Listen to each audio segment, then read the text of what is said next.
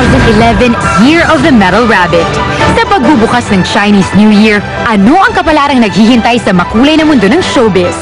Ayon sa Chinese system ng Feng Shui, 2011 is a year with a lot of love and energy, ngunit isa rin itong taon ng nagka-clash na elements na dapat ring pag-ingatan. For those who were born in the year of the rabbit like Bea Alonso and Jay Cuenca, dapat silang mag-ingat for they have the so-called misfortune star. The year of the rooster like Hubert Webb, Empress, and Robin Padilla ay kailangan mag-ingat dahil ang rooster ay ka-clash ng rabbit. Dapat naman maging patient na mga ipinanganak sa year of the rat like President Noynoy Aquino, Mariel Rodriguez, Tony Gonzaga, and Sam Milby because of risks of litigation o mga hindi pagkakaintindihan. Good year naman para sa mga ipinanganak in the year of the ox like Casey Concepcion, Ann Curtis, and Angel Locsin because they are expecting great victory this year. In the year of the dragon like Vice Ganda, Venus Ra, Ai de las Alas, Sara Geronimo, and Enchong D are in for a surprise dahil isang hindi inaasahang magandang bagay ang darating sa kanila. Sharon Cuneta, Kim Chu, Judy Ann Santos, and Erich Gonzalez, who were born in the year of the horse, have to be extra health conscious this year to avoid illness. Ilan sa mga masuswerte this year ang mga ipinanganak in the year of the pig like John Lloyd Cruz and Coco Martin because wealth is definitely on their side this year. Bidang-bida naman this year ang mga ipinanganak in the year of the snake like Piolo Pascual, Gerald Anderson, Raver Cruz, Shaina Magdayaw, and Governor Vilma Santos because they are set to hit it big this year. Tonight, we welcome a new year, a new beginning, isang bagong taon ng mas pinatinding balitaan. Let's welcome the Year of the Rabbit with the loudest bang. This is SNN Showbiz News Ngayon.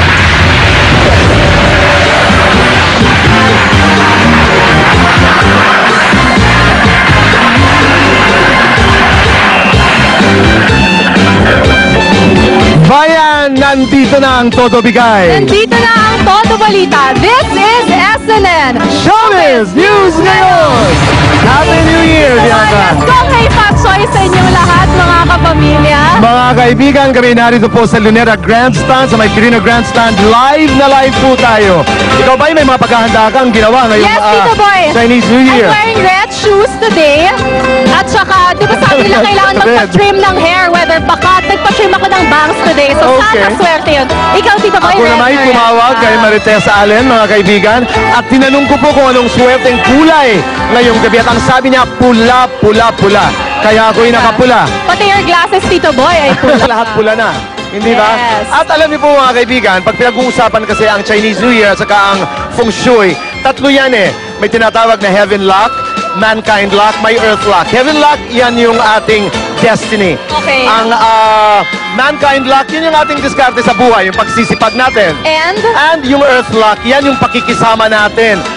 Yung harmony natin with the earth, So, with nature. kailangan ipag-work natin together yung... That's right. Okay. Tungay Fat Choy, mga kaibigan. Yes, syempre gusto nating itaboy yung malas, di ba, Tito Boy? At para naman makapasok ang swerte, simulan na natin ang ating mga pasabog na balita ngayong gabi. First, John Lloyd Cruz at Angel Locsin magkasamang humarap sa mga kontrobersiya kasabay ng pagbubukas ng isang bagong chapter sa kanilang hit seryeng Immortal. At swerte tayo because Chess Caleton has the story now na. John Lloyd Cruz at Angel Locsin magkasabay na humarap sa kontrobersiya. Consistent at operator ang seryeng pinagbibidahan na Angel at John Lloyd. At looking forward sila na maging tuloy-tuloy ang kanilang success this 2011 sa kabila ng mga intrigang kinasasagutan nila. Ang pinakamainit na isyung dawit ang pangalan ni John Lloyd.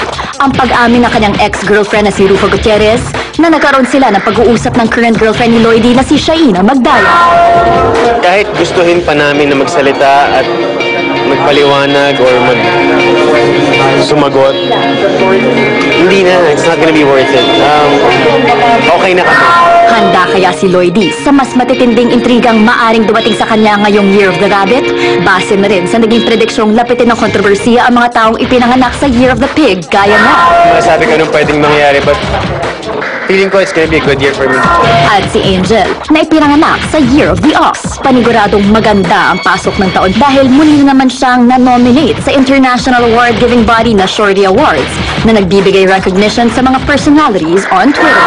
Sobrang nagpapasalamat ako. I know, you know, really I have the best followers talaga. Yung nagpo-follow sila kasi nagboboto. Wala akong idea. Tapos, siguro dahil yun yung paniniwala nila. So, dinominate nila ako sa Shorty. At si Angel and Lloydie, looking forward na rin sa pagsisimula ng Season 2 ng kanilang seryeng Immortal na paniguradong inaabangan na rin ng ating mga kapamilya.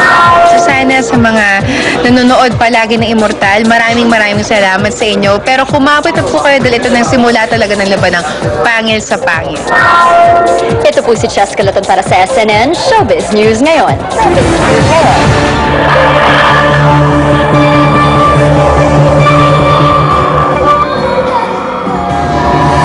Alam mo, Bianca, kasalukuyan ay may nagaganap na isang extravaganza, musical extravaganza, mga kaibigan, sa Quirino Grandstand stage. Yes, and if I'm not mistaken, that's Princess That's of right. ASAP Rocks that's singing right now. At sana'y ang taong ito, Bianca, ay maging mapayapa at masaya. Yes. Di ba, yun ang aming pinag-uusapan ng aking kaibigang Willie Usher.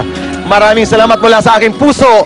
Samantala, mga kaibigan, mula sa inaabangan Season 2 ng Immortal, dito naman tayo sa isa pang inaabangan, ang pagbabalik telebisyon ng Queen of All Media na si Chris Aquino. Sabak trabaho agad si Chris matapos ang kanyang Indonesia trip.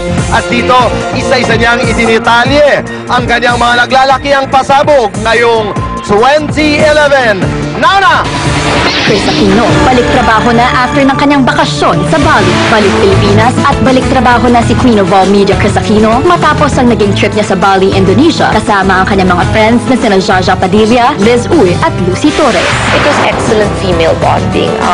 Chikahan lang kami ng chikahan. I learned a lot from them, most especially kay Lucy kasi she's so madasalin. So parang na-inspire ako na mag-pray talaga. Kay Shasha, she had to leave us a day early because umuwi siya para alagaan si Tito Dog. All of us came home with the same sentiment na sana kung ano man ang marketing at kung ano man ang pagpupush at PR na ginagawa for Bali, sana magawa yan for us. Kasi lahat ng meron sila, meron din naman tayo.